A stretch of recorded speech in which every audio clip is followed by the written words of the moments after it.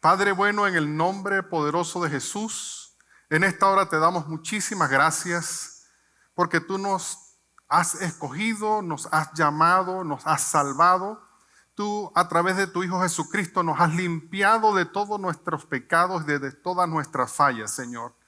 Y en esta hora, Señor, venimos delante de ti como un cuerpo, como una iglesia, Señor, presentándonos, Señor, sabiendo que somos el recipiente sobre el cual tú vacías tu vida, tu palabra, Señor, tu palabra que nos sustenta, que nos alimenta, que nos llena, Señor, de fe, porque tu palabra dice, Señor, que la fe viene por el oír tu palabra, Señor.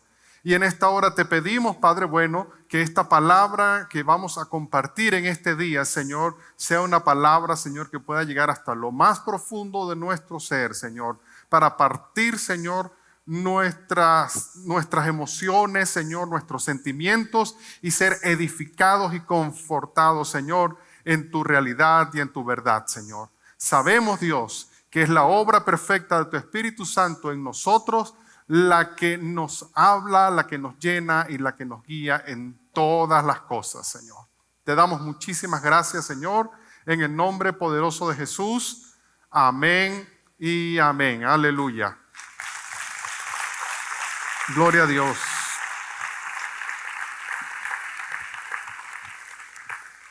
Puede tomar asiento si gusta. Sería más cómodo para usted en los próximos minutos estar sentado. Quisiera hablarles el día de hoy, porque he estado preguntándole al Señor acerca de qué continuar hablando. Nosotros hemos estado siendo enseñados por el apóstol acerca de las 7 iglesias que aparecen allí en el libro de Apocalipsis. Y aunque usualmente se espera que se siga una secuencia, yo prefiero dejar esto para que sea la revelación del apóstol, para que sea el apóstol el que establezca este fundamento. Y voy a hablarles acerca de otra cosa que no es menos importante, por el contrario, es muy importante para nuestras vidas. Y quisiera hablarles acerca de la preeminencia de Cristo y el papel de la iglesia en este tiempo. Amén. ¿Quieren escuchar acerca de la preeminencia de Cristo y el papel de la iglesia en este tiempo? Amén. Bueno, gloria a Dios. Yo quisiera que nosotros podamos entender primeramente qué es la preeminencia. Nosotros lo hemos leído en la Biblia y sabemos que allí dice que Él tiene la preeminencia sobre todas las cosas. Ahora bien, cuando hablamos de preeminencia, hablamos de dar el lugar de privilegio, de autoridad, de superioridad que alguien, en este caso Cristo, merece. ¿Está de acuerdo conmigo? Es decir, nosotros tenemos que saber que cuando hablamos de la preeminencia de Cristo, estamos manifestando o estamos aprendiendo acerca del lugar especial que no solamente nosotros le damos a Cristo, sino que el Padre le ha dado a Él. Amén. Fíjense que la palabra del Señor nos enseña que ese lugar es el lugar más alto y el más sublime sobre cualquier otra cosa, sobre cualquier otro ser, sobre cualquier cosa que nosotros podamos pensar. De hecho, la palabra preeminencia es una palabra compuesta, como por el prefijo pre, que quiere decir antes o superior a, y la palabra eminencia. La palabra eminencia quiere decir superior. La palabra eminencia quiere decir el que es digno de ser honrado, el que es digno de ser exaltado. Y nosotros sabemos que Cristo es el único que es digno de ser honrado y exaltado sobre cualquier otro. Amén. Si usted lo cree, déle un fuerte aplauso a ese Cristo que es el que debe tener la preeminencia en su vida, en la mía y sobre toda la creación. Aleluya. Bien, cuando hablamos acerca de Cristo, hablamos primeramente que Cristo es la imagen del Dios, la imagen visible de Dios. ¿Ok? Nosotros podemos leer allí, y vamos a estar leyendo ahí en Colosenses capítulo 1, desde los versículos 1 al 15, vamos a ir desarrollando esos versículos y vamos a irlos acompañando con otros versículos.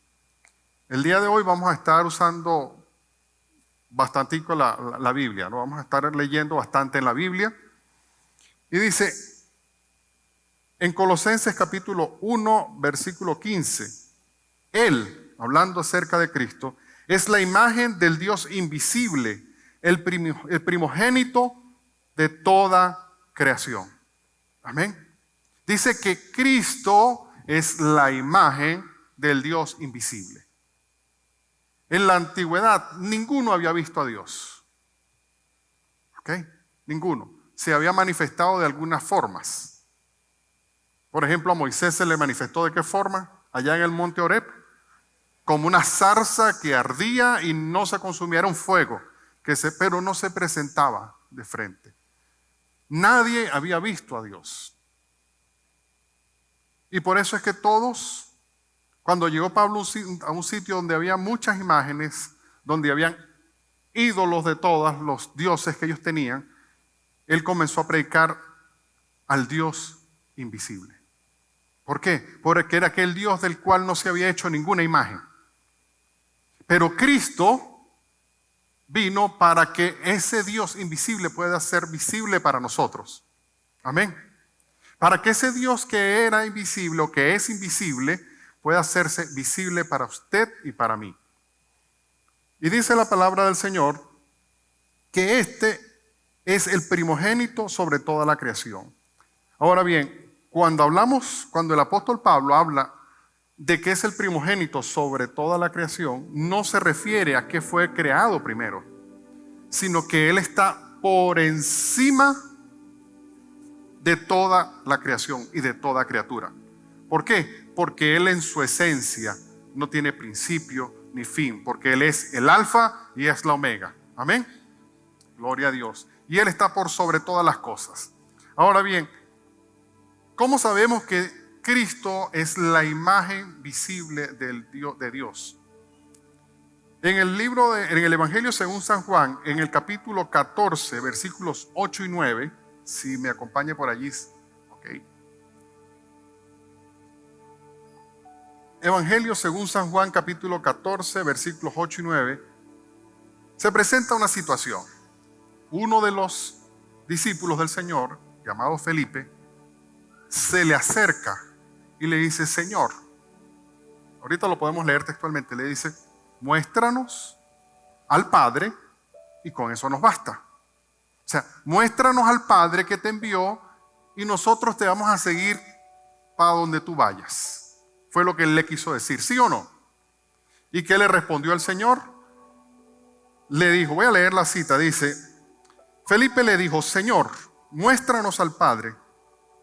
Muéstranos el Padre y nos basta. Jesús le dijo, tanto tiempo hace que estoy con vosotros y no me has conocido. Felipe,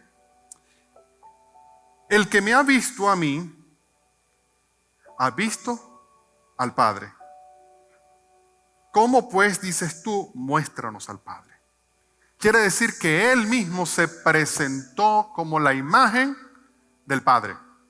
Amén. Y estos hombres, yo creo que no solamente Felipe, lo que pasa es que Felipe tuvo la osadía de hacer la propuesta. Como cuando estamos en un grupo y todos quieren preguntarle algo a alguien. Entonces lo comentan entre sí, ¿verdad? Y siempre buscamos al más osado, al más atrevido, para que vaya y haga la pregunta indiscreta, ¿o no? O cuando estamos en la escuela o en la universidad y todos estamos así que no entendemos nada, pero ninguno quiere decir yo no entiendo. Entonces se pregunta, ¿tú entiendes? ¿Tú entiendes? No. Pero siempre hay uno que es osado, uno que es atrevido y dice, disculpe, yo no entiendo qué es lo que están hablando. Bueno, en este caso, el que se atrevió a hacerlo fue este hombre llamado Felipe. Y el Señor Jesucristo le dijo, tanto tiempo andando conmigo y no me conoces. No te he mostrado que yo soy la imagen del Padre. El que me ha visto a mí, ha visto al Padre. Y entonces cuando leemos allí en el libro, en la carta del apóstol Pablo a los Colosenses, cuando dice que Él es la imagen visible de Dios, Él está mostrando que la preeminencia que Dios que el Padre le ha dado al Hijo es porque Él es su imagen. Amén. Pero no solamente se queda ahí, porque recuerden que usted y yo también somos hechos a la imagen y semejanza de Cristo. Amén. Y les voy a darle fuerte el aplauso al Señor.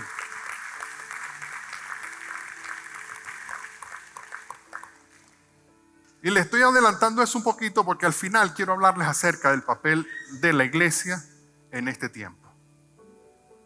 A recordarle algunas cosas. No les voy a decir nada nuevo. Simplemente les voy a recordar principios y cosas que conocemos. Ahora bien, si nosotros somos la imagen de Cristo, porque Dios cuando creó al hombre dijo, hagamos al hombre a nuestra imagen, conforme a nuestra semejanza.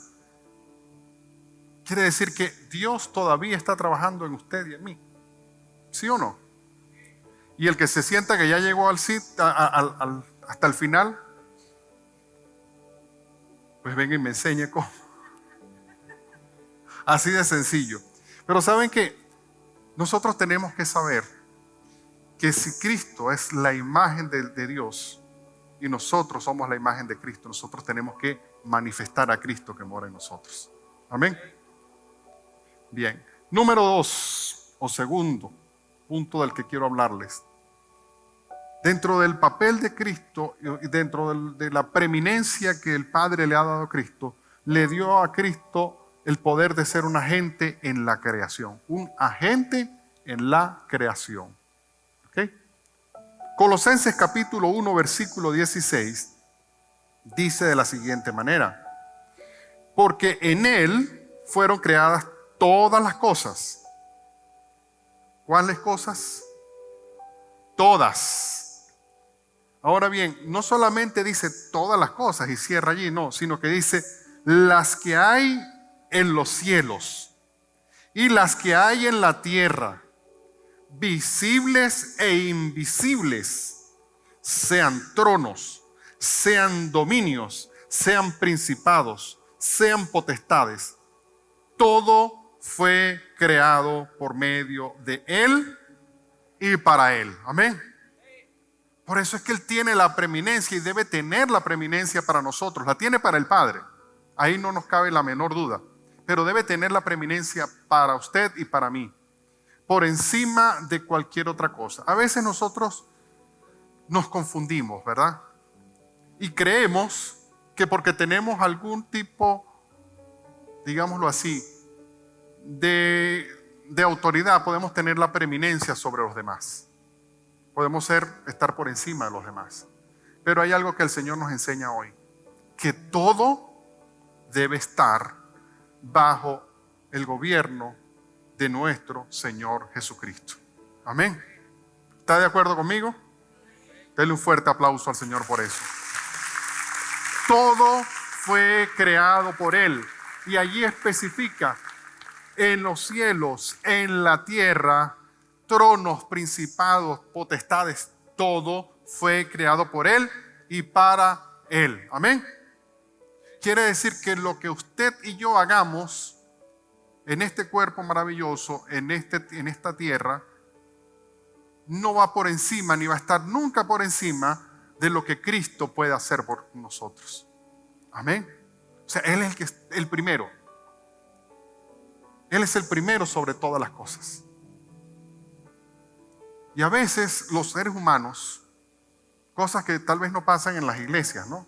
O en algunas iglesias sí puede ser que pasen. Pero a veces los seres humanos creen que pueden tener dominio sobre los otros seres humanos.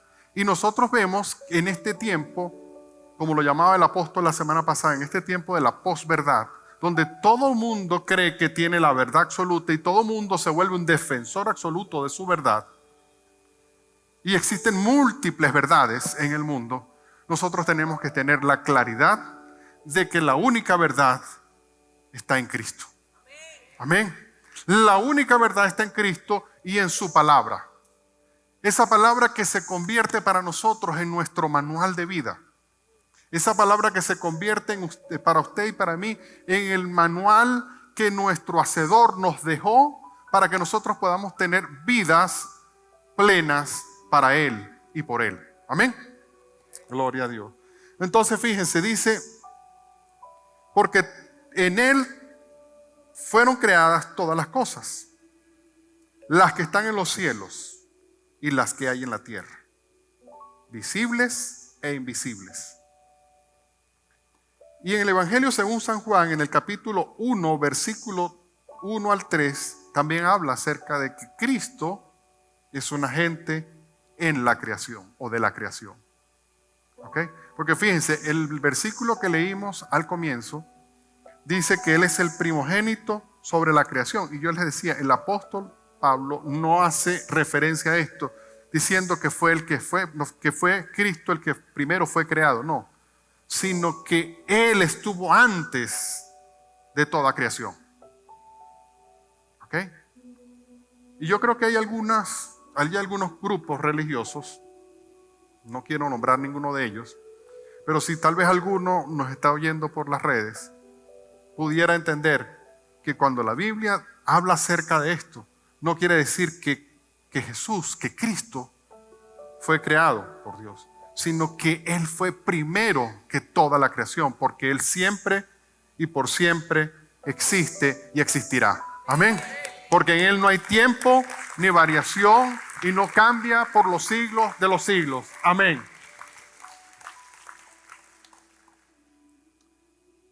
Juan capítulo 1, versículos 1 al 3 dice: en el principio era el Verbo, y el Verbo era con Dios, y el Verbo era Dios.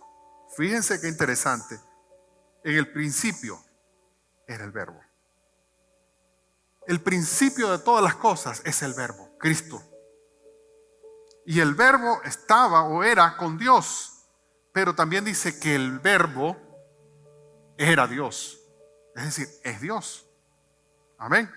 Solo que el apóstol aquí está hablando en tiempo pasado para explicarle a la generación presente.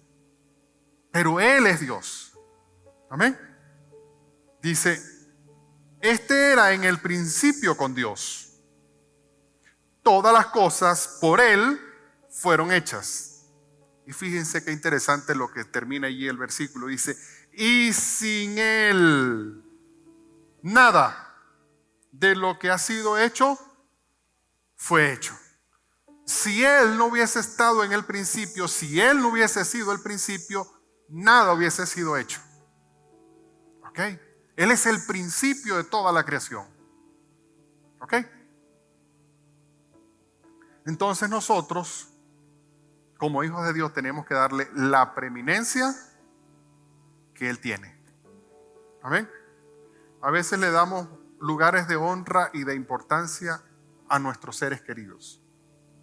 Porque el hecho de que yo ame a mi esposa, de que yo ame a mis hijos, de que usted ame a su familia, no quiere decir que usted debe darle el lugar que a Dios corresponde. No debe darle el lugar que a Dios corresponde. Ahora, yo creo que el Señor nos está hablando en este día para que nosotros aprendamos a darle a Dios el lugar que Él tiene. Porque a veces a nosotros se nos hace más cómodo darle a Dios el lugar que nos queda después de nuestra familia, después de nuestra comunidad, después de nuestro trabajo, ¿verdad? Y ya como de tercero o cuarto ahí en nuestra escala de prioridades, le damos el lugar a Dios. Pero Dios quiere y anhela que el primer lugar en toda su vida lo ocupe Él. Amén. Gloria a Dios. Ahora bien, el Padre le dio a Cristo la preeminencia porque Él es el sustentador, el que nos sustenta. Colosenses capítulo 1, versículo 17. Colosenses capítulo 1, versículo 17 dice, y Él es antes de todas las cosas, y todas las cosas en Él subsisten. Es decir, en Él todas las cosas subsisten. Él es el que sustenta toda nuestra vida. Él es el que sustenta toda nuestra creación. Yo puedo decirle con toda propiedad, el que sustenta mi familia es Dios. Porque antes de yo venir al Señor, yo casi no tenía familia. Estaba casado, tenía un hijo, pero mi familia iba a pique. Mi familia iba a pique, mi familia estaba desmoronándose. ¿Por qué? Porque Dios no la sustentaba, porque yo no le había dado a Cristo el lugar que Él merece en mi familia, porque yo estaba apartado de Él y no podía darle a Él el lugar para que Él fuera el que sustentara a mi familia. Amén. Y yo le invito a que usted le dé hoy ese lugar en su familia. Usted quiere ver cambios en su esposo, usted quiere ver cambios en su esposa, comience por cambiar usted antes y entregarle a usted su vida a Dios primeramente, ponerlo a Él primero por delante, y Él se encargará de sustentar su familia, de sustentar su esposo, de sustentar sus hijos, para que sus hijos puedan venir delante de Él para adorar al Padre junto a usted. Amén.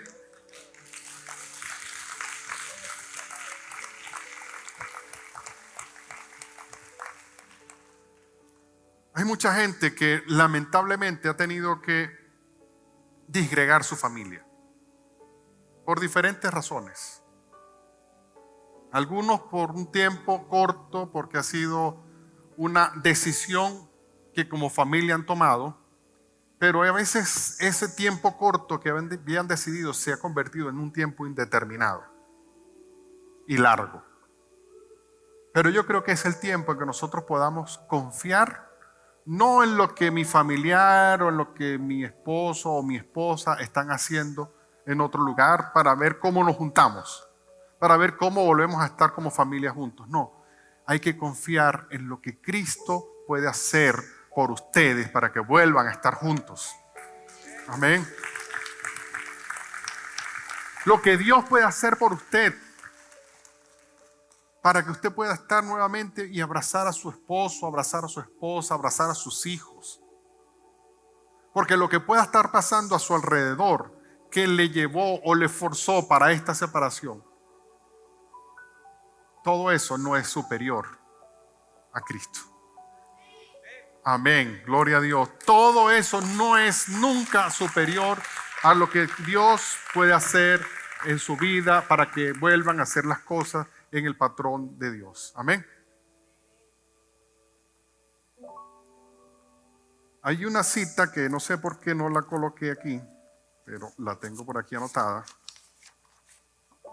en mi borrador, que está en Isaías 41:10. A ver si me ayudan con Isaías 41:10. Fíjense lo que nos dice el Señor en este día. Disculpen que les dé la espalda brevemente.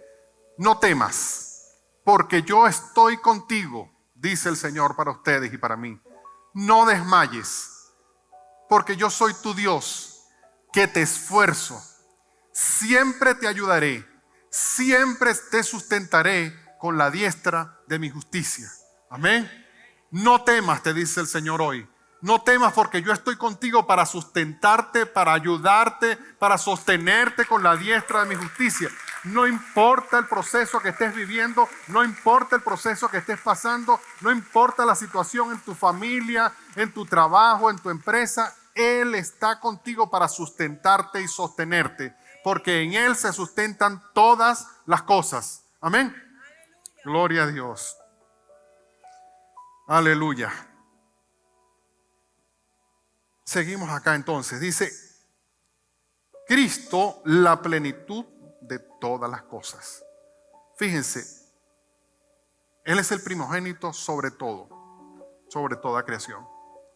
Él es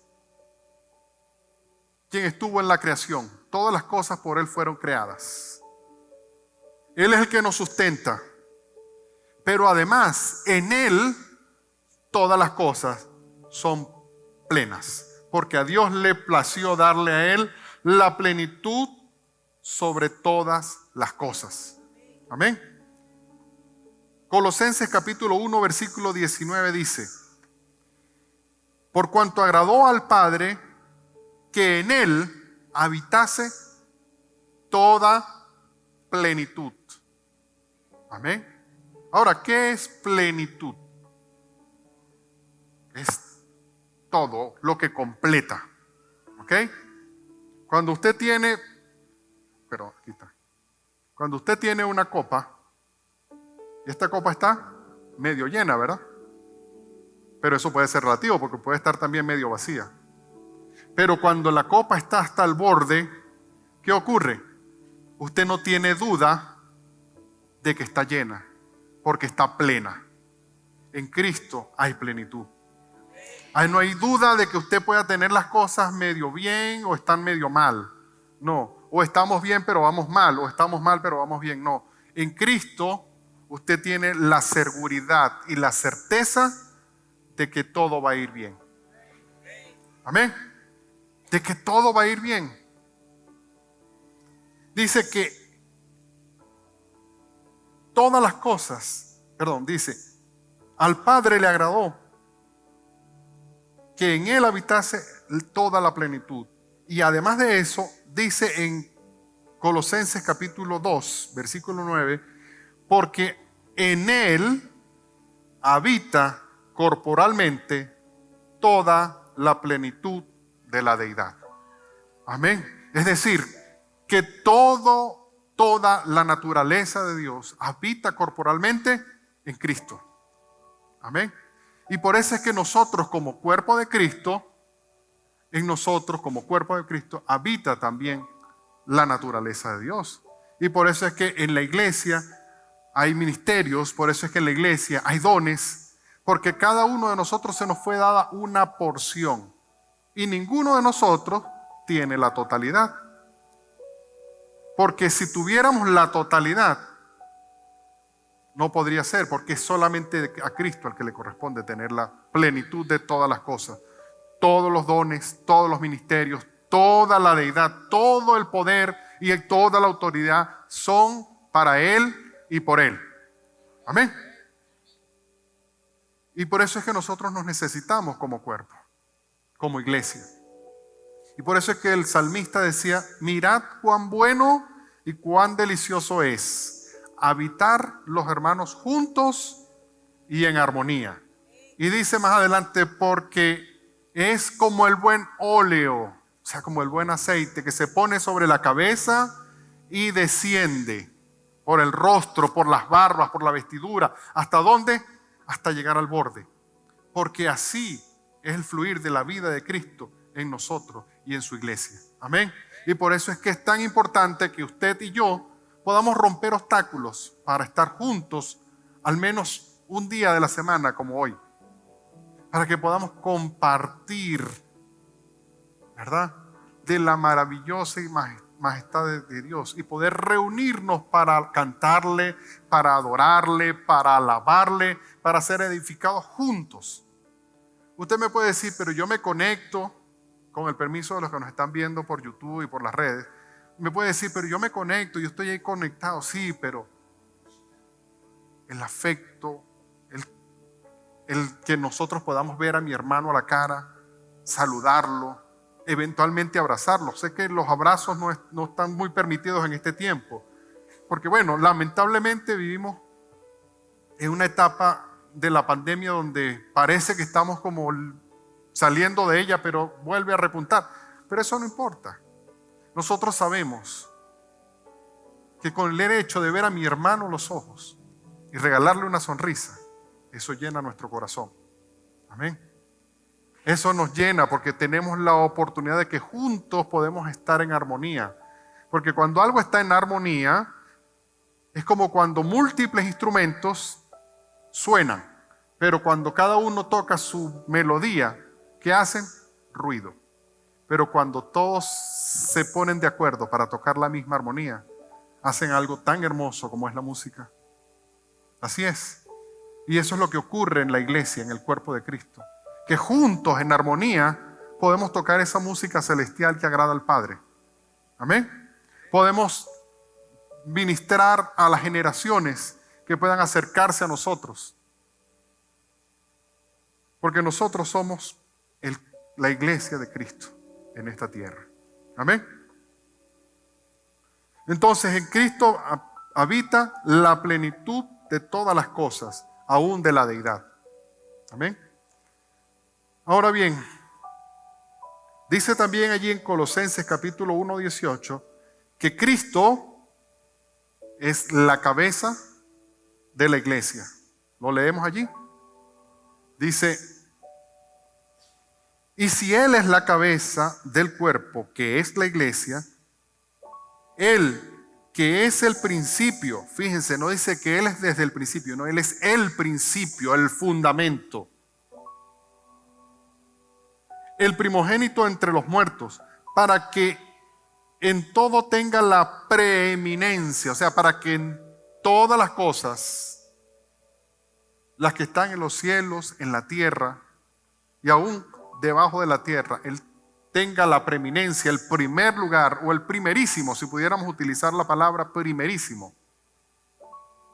Entonces dice que Él es la cabeza de la iglesia, la cual es su cuerpo. Y dice en Efesios capítulo 1, 22, y sometió todas las cosas bajo sus pies. Y lo dio por cabeza sobre todas las cosas a la iglesia. Amén. Ahora bien, pregunto yo, ¿de quién es la iglesia? De Cristo, ¿verdad? Porque ¿qué es la iglesia? Es su cuerpo. Y un cuerpo no puede andar por allí como una gallina descabezada, ¿verdad? Dando carreras hasta que se le deja de circular la sangre. Un cuerpo tiene que estar unido a la cabeza. Un cuerpo debe estar unido a la cabeza para que la vida fluya. Un cuerpo debe estar unido a la cabeza para que pueda operar en esta tierra. Porque si el cuerpo no está unido a la cabeza, ¿qué ocurre? La vida deja de fluir. Así de sencillo. Porque nosotros vemos el acto reflejo de algunos seres vivientes, ¿no? Por ejemplo, como les dije, de una gallina. Usted agarra una gallina y le quita la cabeza o le tuerce el pescuezo, como dicen por ahí, y la cabeza comienza a aletear y a hacer movimientos, ¿verdad? Pero esa gallina no tiene armonía en sus movimientos. Igual si usted toma un reptil, sea cual sea, y le pisa la cabeza, ¿qué ocurre? El cuerpo sigue generando movimientos espasmódicos, pero no tiene voluntad, no va coordinadamente a hacer nada. Asimismo, nosotros tenemos que tener claro que la cabeza, que es Cristo, debe estar pegada a nosotros, al cuerpo, para que nosotros podamos vivir, andar en armonía. ¿Amén? ¿Sí o no? Bueno, yo le voy a pedir, por favor, denle un fuerte aplauso al Señor.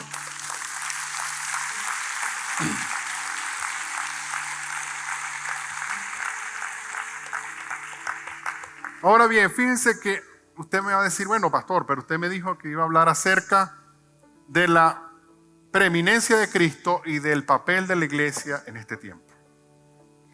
Fíjense lo que dice en el versículo 23 de Efesios 1. Vamos a leerlos los dos, del 22 y el 23. Dice, y sometió todas las cosas bajo sus pies, y lo dio por cabeza sobre todas las cosas a la iglesia. ¿Ok? La cual es su cuerpo, la plenitud de aquel que todo lo llena en todo.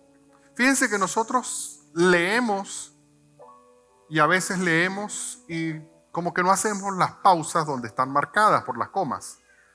Si usted lee conmigo, dice, la cual es su cuerpo, la plenitud de aquel. O sea, ¿quién es la plenitud de Cristo? La iglesia, ¿verdad? Lo están viendo. O sea, usted y yo estamos para completar el cuerpo de Cristo. Ahora, usted dirá, pero bueno, pero es que Cristo no me necesita porque si Él creó todas las cosas, pero sabe que Él está sentado arriba a la diestra del Padre. Y Él necesita operar en esta tierra, en este mundo, en esta tierra, en esta dimensión natural. Y Él no lo va a hacer a través de un espíritu. Él lo va a hacer a través de un cuerpo. Amén. Por eso es que nuestro papel es tan importante como iglesia, como cuerpo de Cristo. Porque el deseo del Señor es que ninguno se pierda.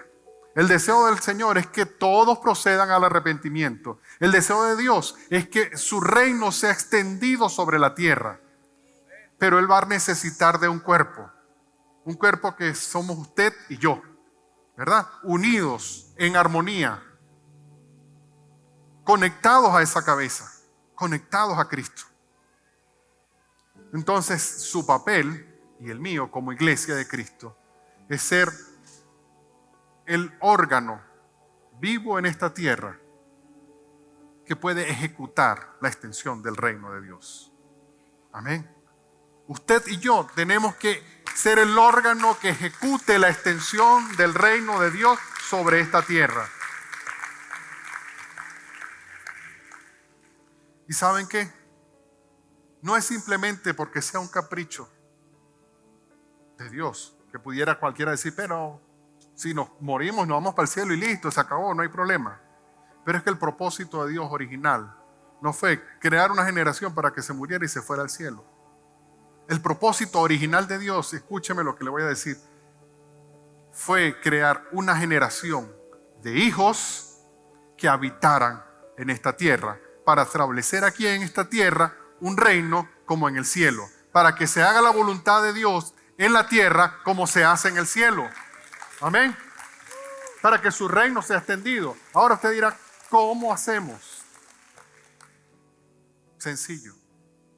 Usted tiene que ser una persona que influya en su entorno, en el lugar donde usted trabaja, en el lugar donde usted estudia, entre sus vecinos, entre sus amigos. Pero que su influencia sea buena. Que su influencia sea buena. Que la gente diga, no, aquel hermano, el señor fulano de tal, el señor Pablo Pérez. Yo creo que aquí no hay ningún Pablo Pérez, ¿no? Pero el señor Pablo Pérez. Ese señor, dicen que es evangélico, pero ese señor de verdad que desde que llegó al sector donde vivo, se nota que hay como un cambio. Se nota que hay como algo bueno, ¿verdad? Porque la Biblia dice que nosotros seríamos bendecidos, pero además dice que seríamos ¿qué? Bendición. Amén. Porque dice que seríamos bendición. Entonces, donde nosotros llegamos debe llegar la bendición. Donde usted llega, todo tiene que ser transformado, todo tiene que ser cambiado, todo tiene que ser influido para bien. Que a veces hacemos, porque a veces nos cuesta ser lo suficientemente competentes para mostrar el reino de Dios. O hacer como aquel video que muchas veces hemos visto aquí del agente secreto, el cristiano a la secreta, ¿verdad? Que llega y no se identifica como cristiano, porque tiene cosas que se identifica más con el mundo que con el cuerpo de Cristo. Pero nosotros tenemos que estar claros, es que no es simplemente el anhelo del Señor. Porque bien, el anhelo de Cristo es que nosotros vivamos en la unidad del cuerpo. Amén. Que vivamos en la unidad del cuerpo. Es decir, que vivamos en una iglesia unida. Porque solamente cuando seamos una iglesia que manifieste la unidad plena, podremos ser realmente una iglesia que influya en la sociedad de manera contundente. Que podamos traer transformación en la economía, podamos traer transformación en la salud, que podamos traer transformación en la educación. Pero solo cuando juntos como un cuerpo, juntos como una iglesia unida, podamos ser agentes influyentes en esta tierra. Amén. Fíjense lo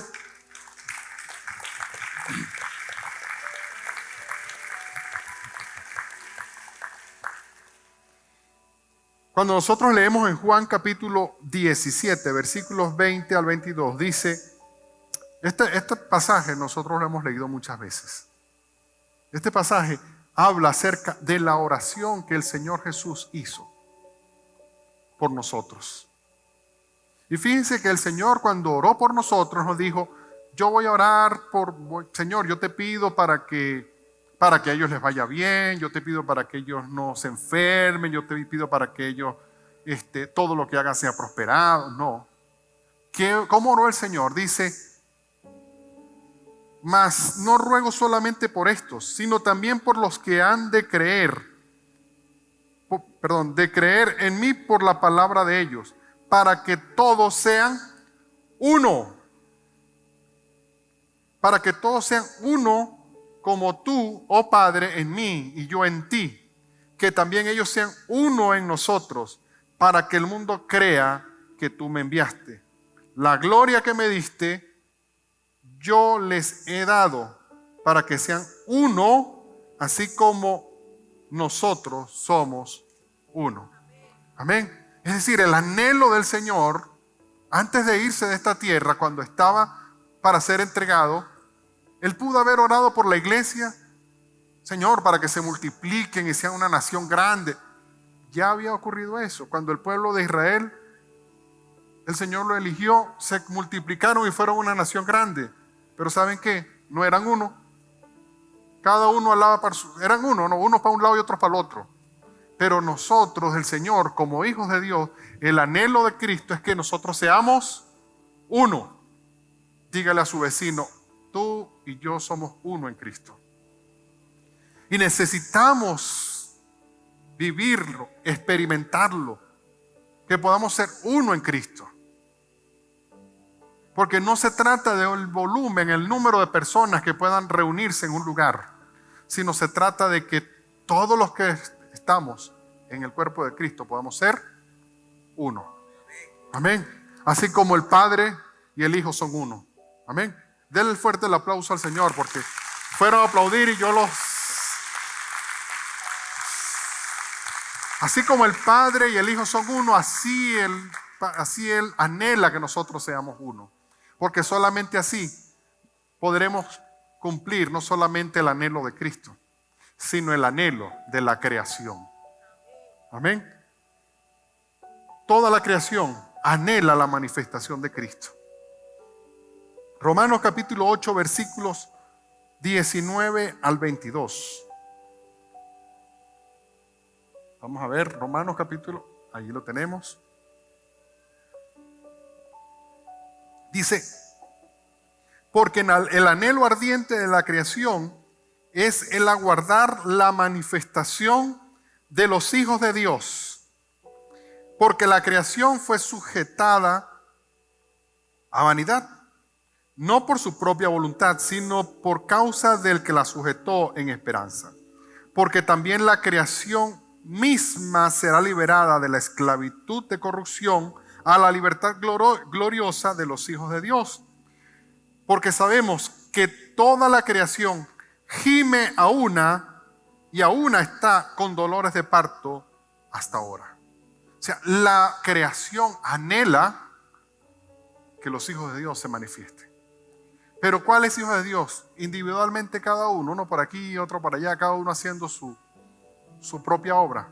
No, cuando uno en Cristo podamos ser manifestados para que la creación pueda ser redimida de la vanidad a la que fue sometida. ¿Ok? Nosotros vemos que hay un mundo que está pervertido. Bueno, ya de eso hemos hablado en otras ocasiones, creyendo cualquier cantidad de disparates, proclamando cualquier cantidad de locuras.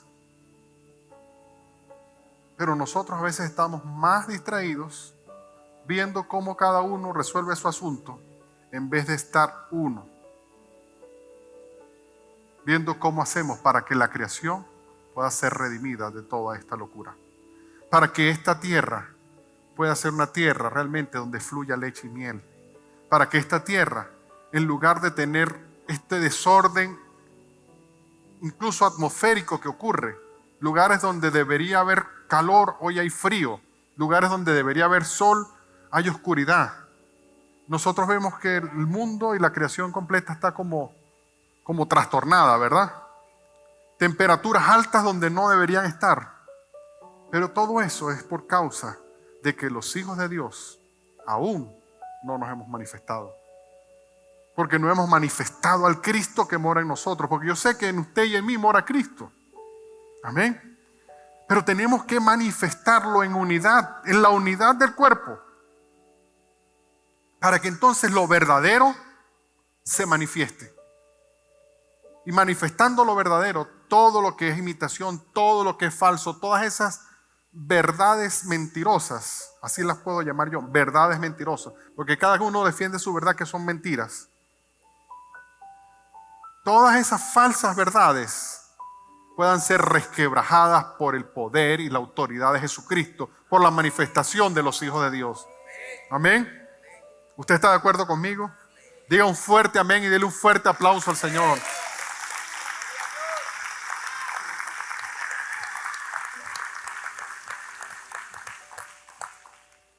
Ahora, ¿cuál es la gloria que vamos a manifestar al mundo?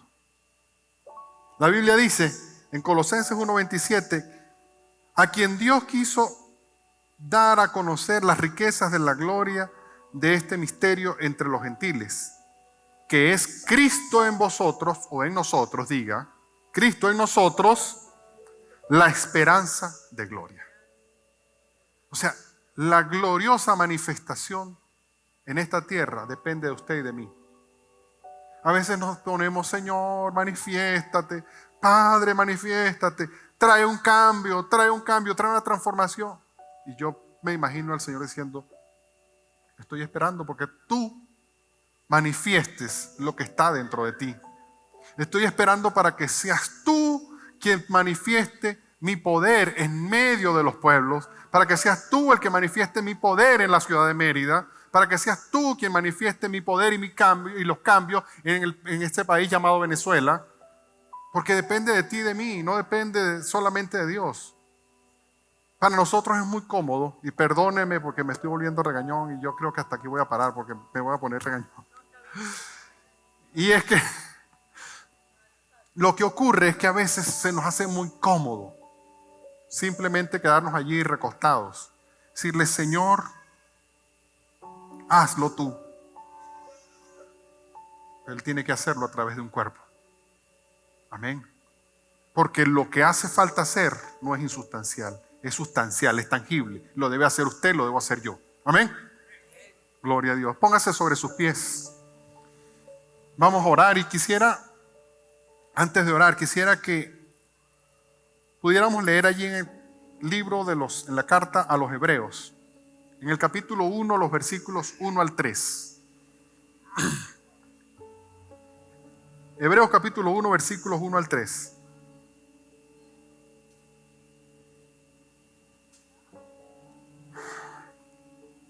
Dice así: Dios, habiendo hablado muchas veces y de muchas maneras en otro tiempo a los padres por los profetas. ¿Cómo lo hizo al principio? A través de los profetas.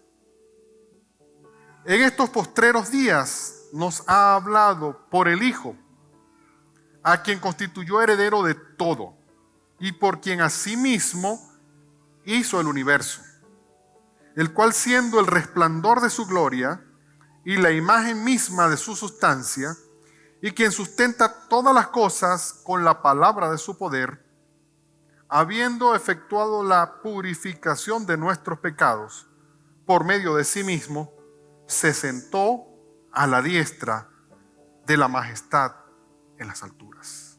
Amén. Es decir, Dios habla hoy a través de su Hijo. ¿Pero dónde está Él sentado? A la diestra de la majestad en las alturas. Ahora usted podrá decir, pero ¿y entonces cómo lo va a hacer? ¿Cómo va a hablar? A través de su boca y de la mía. Porque usted y yo nos convertimos en este tiempo en la boca de Dios para hablar a los hombres, para hablar la palabra. Así como lo hicieron los profetas en un principio, ahora lo hace Cristo a través de usted y de mí. Amén. A través de usted y de mí, Cristo manifiesta su voluntad para esta tierra. Amén.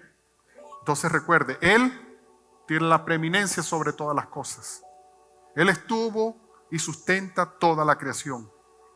Él nos sustenta y nos sostiene con la diestra de su justicia y nos manda a que no tengamos temor alguno. No debemos temer, porque a veces nos intimidamos ante las situaciones y nos llenamos de temor y nos hace dudar la situación. Pero es necesario que podamos estar claros que Él nos sostiene, Él nos sustenta, nos llena de su amor, de su paz, y pone palabra en nuestra boca para que nosotros podamos ser la boca de Dios en este tiempo, para que nosotros podamos hablar en este tiempo, para que nosotros podamos declarar su palabra y para que nosotros podamos ser los ejecutores de su obra en este tiempo, para que su reino pueda ser extendido en medio de nosotros en este tiempo. Amén. Padre bueno, te damos muchísimas gracias, Señor. Papá, gracias porque a veces somos cómodos, Señor. Somos cómodos esperando que tú hagas todo y cuando las cosas no salen como queremos, simplemente le echamos la culpa al enemigo, le echamos la culpa a las circunstancias. Señor, pero nosotros, como tus hijos, como tu cuerpo, como la manifestación de tu gloria en esta tierra, estamos para traer vida, para traer esperanza, para traer transformación sobre este país, para traer transformación sobre esta ciudad, para traer transformación sobre esta tierra, Señor. Señor, permite, por favor, que no nos distraigamos en discusiones tontas de quién tiene o no tiene la razón o la verdad, porque sabemos que la única verdad, Señor, está en ti. La única verdad, Señor, está en ti. Tú eres el Dios verdadero. Tú eres el Dios que constituyó los cielos y la tierra y todo lo que en ella habita. Tú eres el Dios que hizo al hombre y a la mujer en la naturaleza perfecta. Tú eres el Dios que estableció el matrimonio como la forma correcta y perfecta para crecer y multiplicarnos en esta tierra.